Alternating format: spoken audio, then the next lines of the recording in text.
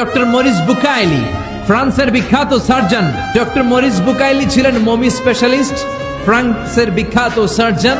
1980 সালে মক্কা শহরে একটা এডুকেশন কনফারেন্স হয়েছিল।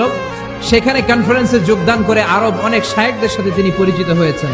সেখানে তিনি শুনেছেন আরব শায়েখরা চ্যালেঞ্জ করে বলেছে কোরআনে কোনো ভুল নাই। আল্লাহ চ্যালেঞ্জ দিয়েছে, পারলে ভুল বের করে দেখাও। মরিস বুকাইলি কনফারেন্স শেষে ফ্রান্সে এসে বলে, কি বলে? পৃথিবীর সব বইয়ে ভুল আছে, আমার বাইবেলের ভিতরেও কত গোজামিল, আর কোরআনের ভিতরে বুঝি ভুল নাই? আমি ফ্রান্সের বিখ্যাত সার্জন ডক্টর মরিস বুকাইলি কোরআনের ভুল ধরে ছাড়বো। কিন্তু ভুল ধরার জন্য খুলে দেখে কোরআন আরবি ভাষায় লেখা। কোন ভাষায়? আরবি ভাষায়। সে তো আরবি বুঝে না। ফোন করলো সৌদি আরবের এক প্রফেসরকে যে আমি প্রত্যেক সামারে 2 মাসের ছুটি পাই, প্রতি বছর আমি 2 মাস শেষে আরবি শিখতে চাই। সৌদি শায়েখ ভাবছে কোরআন বোঝার জন্য, আসলে বোঝার জন্য না। শিখতে চায় কেন? জোরে